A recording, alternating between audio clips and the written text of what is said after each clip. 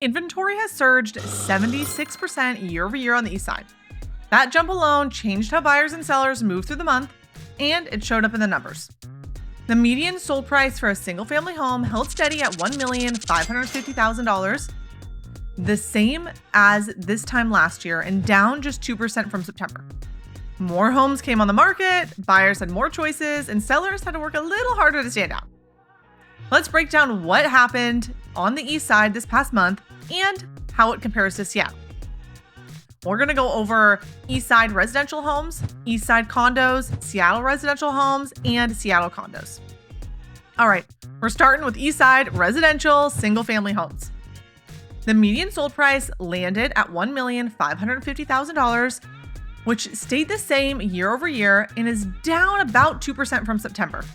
That slight dip month over month, paired with no change year over year, is one of the strongest signals of balance we've had all year. Inventory also continued building. Active listings jumped 76% year over year from 675 to 1,191. Months of inventory rose from 1.2 to 2.6 months, more than doubling. And with higher inventory, demand softened.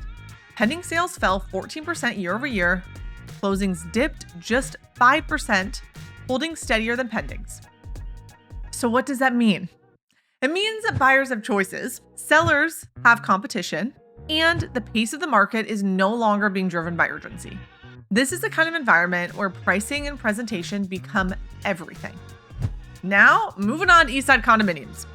The Eastside condo market was one of the most revealing segments this month, and honestly, one of the most balanced.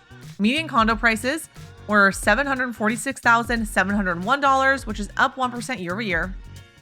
Active listings were at 565, which is up 22%. Months of inventory were at 3.7, which is significantly higher than the 2.2 we saw last year.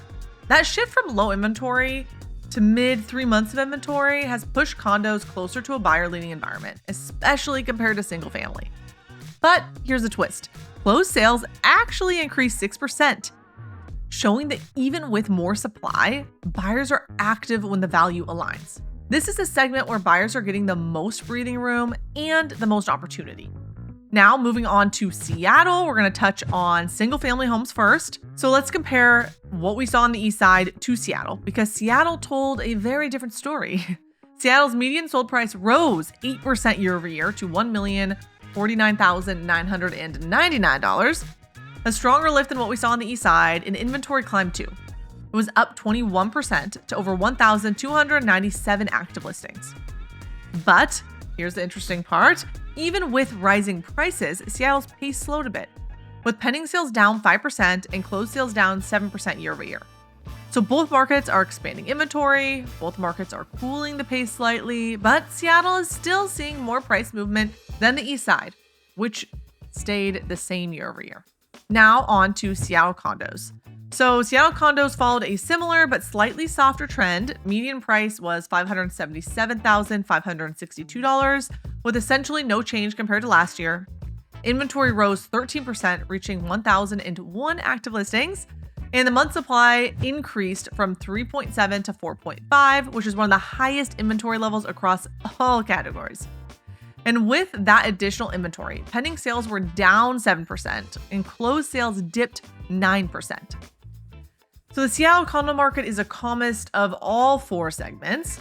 It's a space where buyers have options and sellers really need strategy. But prices are holding steady without climbing. And what all that means across every category, Eastside homes, Eastside condos, Seattle condos, we saw three clear market-wide themes. Number one, inventory is growing. Every area, we saw double-digit increases in active listings compared to last year. More listings means more choices and less pressure.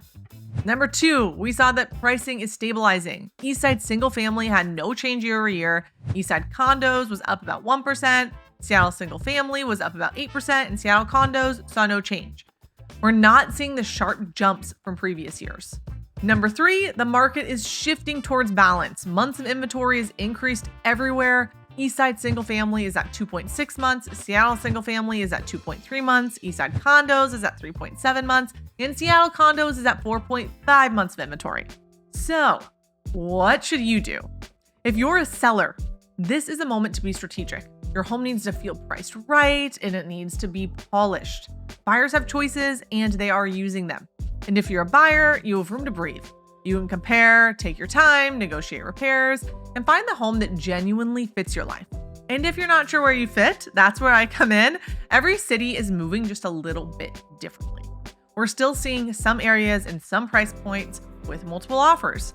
And we're still seeing plenty of areas with homes sitting on the market for quite a while.